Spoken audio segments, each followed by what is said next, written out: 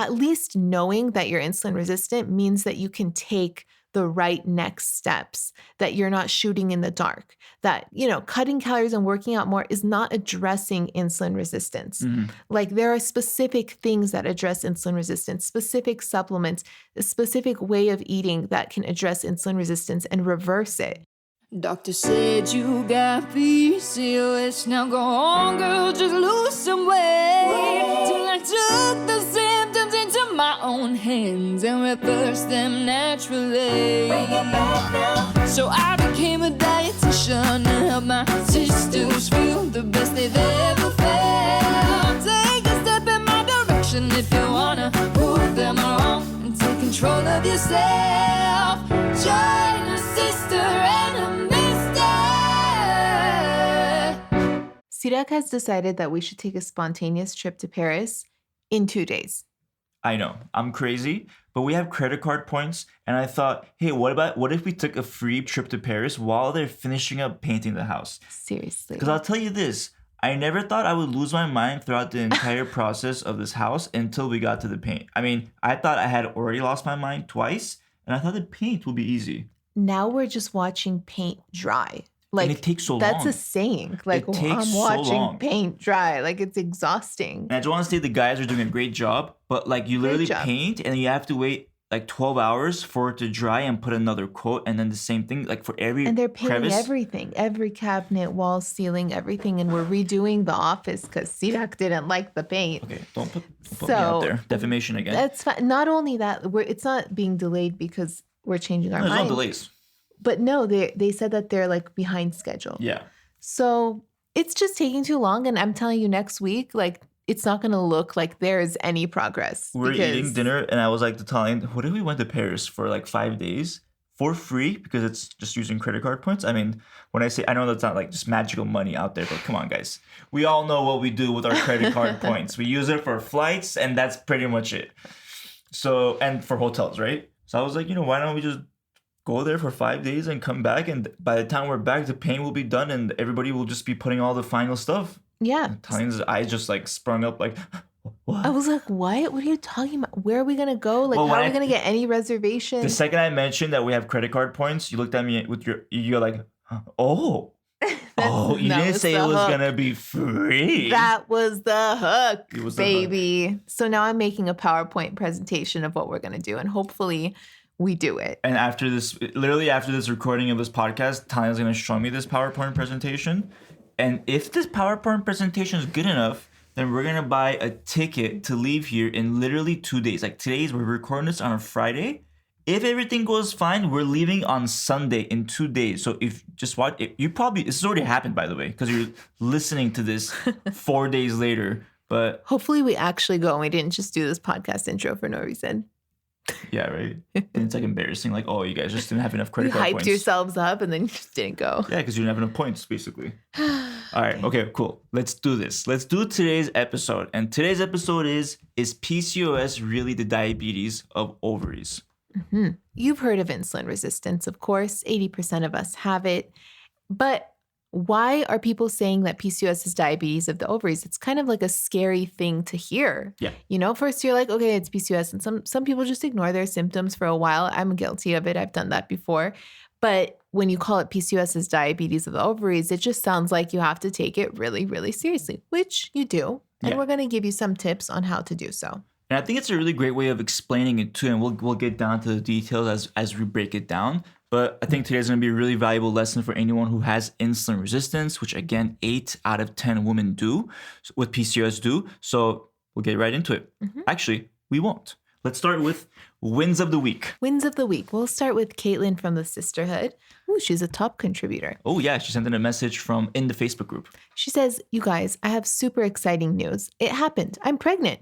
After about 4 months of lifestyle changes, cutting out gluten, dairy, sugar, caffeine, and alcohol, working out more, getting more vitamin D, taking the right supplements, getting more sleep, increasing my health food intake, and trusting in God, I can say that we are pregnant after just 2 cycles of trying. Amazing. That's amazing.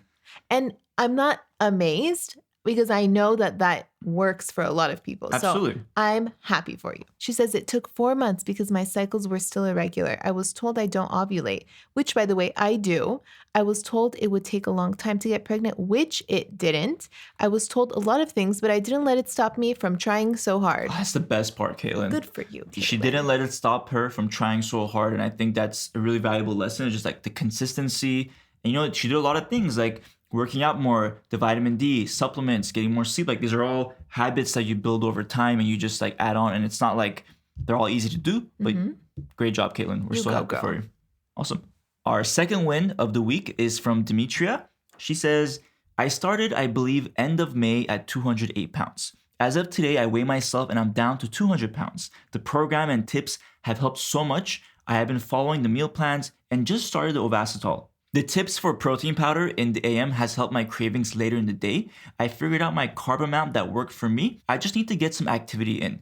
That seems to be my struggle the most, like the workouts. I will slowly get there, but I am super happy so far with the progress. Going gluten-free and very limited dairy, just cheese sometimes, has been a huge game changer for me. Thank you, Talene. I've been battling PCOS since my late 20s, and I wish I had a nutritionist back then to help me instead of making me feel like I was choosing wrong foods or being lazy. That's Demetria, amazing. doing so good. I mean, the fact that you lost already like 8 pounds since May and you're learning the activity part of it, that's amazing because as you get the activity part going, for example, you don't have to start with the workouts just yet. You can first start with doing 5,000 steps and then gradually moving up to 10,000 steps a day. And then as you get more comfortable, you can incorporate the slow weighted workouts once a week, twice a week. That's where the app can really help you with that entire library. But even without that, you're doing such an amazing job. We are so happy for you. Good for you. So with that being said, let's start talking about why PCOS is called diabetes of the ovaries. But before we can talk about that, we really need to understand insulin resistance. And it's one of my favorite things to break down for my sisters because I like to break it down in a really digestible way.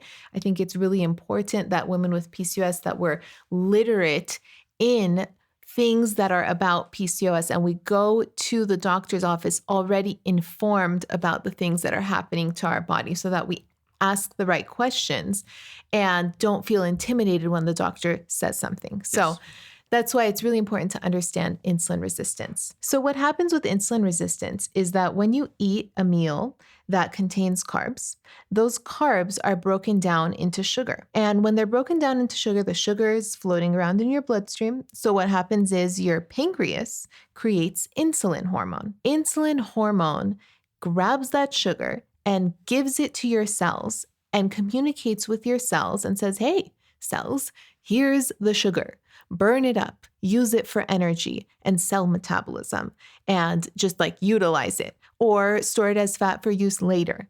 Okay, so that's what insulin is supposed to be doing. But when it comes to insulin resistance, which for women with PCOS is either from genetic or environmental factors, it means that your cells are not able to communicate with insulin. And like insulin is not able to give that sugar to your cell. Yeah, bind to the receptor, to the insulin receptor. That's what I said, bouncing off. No, but you were... It's not binding to the receptor. Yeah. Because the receptor has been essentially like desensitized over long periods of high insulin because of the resistance. Yeah. Correct? Would I be right? I was actually going to explain that in a more like broken down way. Well, I'm sorry. I'm sorry. No. I guess we're not going to Paris. No, it's okay. Paris. So sometimes with women with PCOS, we are missing that 40-to-1 ratio of inositols, and that's what makes us resistant to insulin. Like literally on a cellular level, we're like missing something. Okay, so that's really annoying. And then not just that, like there's dietary factors, and if you have a sedentary lifestyle, a high sugar diet, this can contribute to further aggravate insulin resistance as well. And so when you have that insulin resistance, what happens is the sugar ends up floating around in your bloodstream because it's not going to your cells to be metabolized. And then your pancreas makes more insulin and just keeps making more insulin. And it's not working, like your insulin's not able to do its job by giving the sugar to your cells. And eventually it can turn into diabetes because you have sugar floating around in your bloodstream and your cells aren't able to metabolize it and are resistant to insulin, and the pancreas trying to compensate by making more insulin. And over time, this can lead to type 2 diabetes. And that's where the connection is. And so what happens is a lot of times we're given birth control when we go to the doctor's office with all these signs and symptoms of insulin resistance, which are, Sirak, go ahead and hit it, uncontrollable weight gain, irregular periods, excess hair growth, acne, hair loss. Yeah, all of those cravings. Sorry, I just feel like I'm going on and on. Please go. You're doing so. I love this. I love this. Okay, I wish the podcast would just be you all the time. Oh, stop it. No. So you go to the doctor's office, they give you birth control, and they don't even tell you you're insulin resistant. And then like 10 years later, you get diabetes. And how annoying. Like if you had just known you were insulin resistant, maybe you would have taken it more seriously in a different way. And not that you weren't taking it seriously, but at least knowing that you're insulin resistant means that you can take the right next steps, that you're not shooting in the dark, that, you know, cutting calories and working out more is not addressing insulin resistance. Like there are specific things that address insulin resistance, specific supplements, a specific way of eating that can address insulin resistance and reverse it. Yeah, which we'll get to that, by the way. We're going to give you those tips. But I also want to reiterate something you said too, that when we talk about diabetes of the ovaries, right? But when you have insulin resistance, and again, just kind of reiterating what you said, like your ovaries can overproduce testosterone. And this is like kind of like where the diabetes of the ovaries come, because that insulin resistance impacts what's going on in the ovaries. So that's where that's where that connection is kind of made, because the insulin resistance is impacting your ovaries. Ovaries, Yeah, like the more insulin you have, the more your cells in your ovaries are going to overproduce testosterone. Yeah. By the way, a lot of people don't know. And of course, like when I first got introduced to PCOS 5 years ago, I didn't know everything about women's health. And some people don't know that women actually also produce testosterone, just very low amounts. And same thing with like compared to men, Compared to men, yeah, sorry, yeah. Exactly. So that's how it touches your ovaries. And that's why they give you metformin when they do see insulin resistance. They're like, okay, let's target the insulin resistance. It'll help with your PCOS symptoms because then you won't overproduce testosterone and it'll help with all of your symptoms. And that's good. Like at least we're addressing the insulin resistance with metformin. But that leads to another group of issues, which is that women with PCOS tend to feel like metformin's the only answer. And maybe they have really bad side effects. And it's like ruining the quality of their life, constantly going to the bathroom and this and that. And that's not true at all. There is actually so much you can do instead. Even like taking Ovasitol instead of metformin if you're having side effects can be really helpful, because studies show that it is just as effective as metformin, except without the side effects. Yeah. I mean, actually, in the research studies, and by the way, like this is really interesting. Inositol is the most researched supplement for PCOS, and they've done a study where they compare metformin to inositol, and for PCOS, by the way, and in those instances, they found that both inositol and metformin had the same exact results. However, metformin had 5 times the amount of side effects. So in our eyes, and again, it's this kind of choice is up to you and at the discretion of your doctor. But this is why a lot of times we first recommend the natural approaches, because in many cases they can have the same results but with less side effects. Yeah. But that's not to say that metformin can also help those where the natural approach doesn't work either. Yeah, exactly. So with all that being said, let's tell our sisters some of the lifestyle changes that you can make for insulin resistance. Because if you feel like you've tried absolutely everything, nothing has worked, you've never been able to lose weight, listen, it's not just you. A lot of women with PCOS say this, and that's because we're not targeting insulin resistance. Yeah, and if you feel like there's nothing that's going to work for you, or there's nothing that's going to quench those cravings, we actually have a message from a fellow sister in the sisterhood. Her name is Kataya, and this is what she said. When I tell you that for the last 8 years, I had tried everything from personal trainers to fasting to healthy eating, and nothing worked. But this is working. I know it's a small number, but I actually lost 4 pounds doing this meal plan and workout regimen. I am so proud of myself for keeping this up for the last few weeks. In the past, I always ended up feeling down because the scale kept mocking me no matter what I did. But this, by the way, I'm reading exactly how she wrote it. So All caps. Yeah, a lot of exclamation points, but I love it. But this, oh, I am so happy I found this. I'm so happy for Kataya, her we're so happy for that you. she downloaded the app and applied everything to her life and then saw an amazing result. Yeah. You know, nothing's worse than putting all of your energy into doing the wrong things and then being disappointed and not seeing results. Yeah, we just got this message literally yesterday from Kataya, and we're just so proud of her. And I had to insert it in this podcast. Yeah.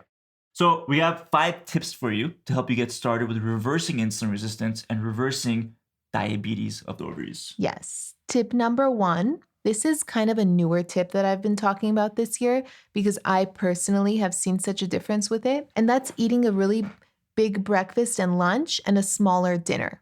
And so what that means is like a 700 calorie breakfast, maybe a 500 calorie lunch, and then the rest of your calories at dinner, and rather earlier dinner as well. And this reduces your insulin and testosterone levels the next day by 50%, which is just an astounding number. That's amazing. 50% is huge. Yeah. I'm not even telling you to change what you eat. I'm saying eat it all earlier. Yeah, 100%. Second tip, and this is like if for people who are looking for supplements, and that would be taking ovasitol twice a day. Now, the reason why we love ovasitol, why it's our favorite inositol supplement, is because it has the 40-to-1 ratio of myo and D-chiroinositol. And Talian talked about earlier that this is the ratio found in the body, and when this ratio goes off, that's when insulin resistance can occur and get worse over time. So if you take a supplement with a 40-to-1 ratio, that's going to help you get those numbers or get that back in balance. Now, keep in mind the studies, they use 2,000 milligrams in the morning with breakfast and then 2,000 milligrams in the evening with dinner. So that's where you get 4,000 milligrams total per day. That's the exact dosage that's found in ovasitol. So if you're looking for any inositol supplement, you want to look for that dosage. A lot of times, inositol companies will say that they have the 40-to-1 ratio and will sell it for a really cheap, but then when you look at the dosage is actually way less than the 4,000 milligrams. And in order to get that, you would have to up the dosage, and that supplement ends up lasting literally like 1 week and costing you even more in the future, essentially. Yeah. So taking an inositol supplement twice a day, 4,000 milligrams a day with the 40-to-1 ratio. Yeah, we are really stringent about an inositol supplement. That's why we recommend ovasitol, because it is the most researched supplement for women with PCOS. And it's just really important that you're taking the right milligrams and it's pure and clean and NSF certified. Yes. All right. The third tip. This is my favorite one. Is going on a walk, just a 10-minute walk after your meals, specifically lunch and dinner. Specifically. This is my favorite one too, because it's just a walk. And you can even see if you do like continuous glucose monitoring, where you actually check your blood sugar and like what happens to it, you'll see that it goes up because you ate. That's normal. But when you walk, it goes down faster. And it's just astounding to see those like that research, and people who have those glucose monitors, they like show it online too. Like, isn't it amazing? Just a 10-minute walk. You ate, you went outside, took a stroll and came back, and your blood sugar is more stable than it would have been. And we love to recommend, like, again, 5 to 10,000 steps a day. But this is like a really great way to get started if you don't like to count numbers or if you don't like to check your steps. Just 10 minutes, 15 minutes after every meal. And, you know, even in the evenings, if you were to walk at sunset, this is like an added bonus, but when you walk in the evening towards sunset time, your eyes will actually get those special rays from the sun, the orange yellow rays, like as it's going down.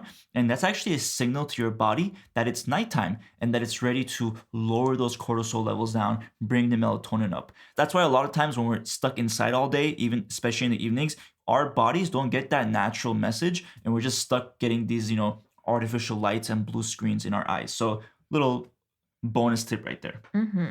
The next tip is doing slow weighted workouts instead of hours and hours of intense cardio. Yes. So when you do long periods of cardio, so normally when you run, your body will release, just like Tanya was explaining earlier, your body will release sugar into your bloodstream so your body can use it for energy. But when you have insulin resistance and you run for long periods of time, I'm talking like 45 minutes and longer, and you're like sprinting and stuff, your body will actually dump a lot of sugar into your bloodstream. And if you have insulin resistance, which we're talking about here today, your body will not be able to convert that into energy, and instead it will retain on your body as body fat. That's why a lot of women with PCOS will mention that they run for hours and hours and it feels like they're actually like either gaining weight or they're not seeing any results. And this can be one of the reasons why. So instead of these long runs, again, you can switch to walking, or you can do like running at a slow pace for 15 to 30 minutes. Now, additionally though, what we really recommend, what Tanya said earlier, again, sorry, I'm the PCOS personal trainer, so I'm kind of going off here, but essentially is doing low intensity workouts. Now, our favorite is slow weighted workouts because they're done at a low intensity. They essentially will help you build lean muscle through strength training, which is like one of the best ways to improve insulin sensitivity. In fact, research shows that when you just do one strength training workout, it will improve your insulin sensitivity for the next 3 days. So there's like so much research about strength training, and especially low intensity workouts like slow weighted workouts, that we highly recommend you incorporate them, starting with like once a week to eventually doing it 3 times a week. Yes. Love that. It's been life-changing for me because I had really bad sugar cravings, and doing slow weighted workouts literally got rid of them. I can tell you that like before I couldn't go like an hour or two without eating a snack, or something has to be in my purse or else I'll like drop dead. But now I can go like hours, like between lunch and dinner, I could even not have a snack, which is like was unfathomable at one point. By the way, if you want to give it a try, head over to our YouTube channel, PCOS Weight Loss, and you'll find that we have a full-length workout video, a couple actually, of a slow-weighted workout, and you can try it out for yourself. And if it's something you like, then you can go ahead and download the app, where we have 40 total workouts, and we also have additional workout classes, and of course, you get a whole workout plan anyways, so you know exactly what to do every day instead of guessing in the dark. Yes. And the 5th tip, last but not least, super simple, and it's just an easy habit you can create and do every day, and it will literally change your life for the rest of the day, and that's eating a 30-gram protein breakfast in the mornings. Seriously, like if you're having sugar cravings throughout the day or low energy in the mornings and you wake up with fatigue, this is a must. Like must. I just got a DM from someone who said it was like the most life-changing PCOS lifestyle change that they've ever made. So yeah, I would expand that to also saying eating 30 grams of protein just per meal. Yeah, that too, for sure. But breakfast is the most important because it sets you up for the rest of the day. It's the most important meal of the day when you have PCOS. And I know when I say that, people are like, what about intermittent fasting? Well, you don't have to skip breakfast to do intermittent fasting. Like you could just eat an early dinner and not eat until breakfast the next day. And that's like a 12, 13-hour fast. And that's good enough. Mm-hmm. So it's just really important to get in that protein. It's easy to skip it when you're rushing out the door. You can have a cup of coffee and walk out the door and forget about breakfast, but it's going to affect you later throughout the day. And it's going to affect your blood sugar. And then that's going to affect your predisposition to diabetes. So all of these tips are very important to learn to apply one at a time. Can I add a bonus tip? Add a bonus tip. Bonus tip. Sleep. Getting adequate sleep has a huge impact on insulin resistance. When you get, let's say, if you get just one night of pure sleep, it will, I think, reduce your insulin sensitivity by more than 50%. Mm-hmm. And this kind of makes sense because when you have a bad night of sleep, your whole body is just off the next day, right? Like, just imagine the last time you only slept like 5 hours a night, or like, you know, maybe you slept late or you just couldn't sleep, etc. And like the next day, maybe you had those like just cravings randomly throughout the day, or you felt tired and sluggish and you just felt like the only thing that like kept you going with energy was just to eat. Just that's because like your insulin levels, everything's out of balance for that next day, including other hormones as well. So yeah, sleep can have an impact not just on like your energy levels, but also on your insulin resistance, which honestly might be the reason why you have the lower energy too. So yeah, that's big true. Connection to sleep. Big connection. Well, sisters, we have dropped some gems here. And if you don't do all of them, at least just do one of them and see how you feel. See if your symptoms improve, your cravings improve, maybe weight loss, more energy, balanced blood sugar, just start with one of these tips. It could be life-changing. Yeah, exactly. We always like to say, add these tips to your lifestyle one at a time. There's no reason to just do everything at once, although I know we all want to do that because we want to get started. But yeah, add these one at a time to your daily habits. Yes. I hope you enjoyed this episode, and I hope we go to Paris, sisters. You We'll will definitely know on Instagram. Yeah, you'll already know by now. You'll already know by now. All right, sisters. Until next time. Yes. Take care, everybody. We love you. Have a great rest of your week. Bye. Word of mouth is our absolute best friend here at PCOS Weight Loss. So if there's someone that you think might enjoy this podcast, go ahead and share it with them. And if you don't mind, go ahead and rate and review the podcast on iTunes, Spotify, or wherever you're listening to the podcast. It really helps more than you think. Thank you so much for listening and being part of the sisterhood community. Talk to you next time.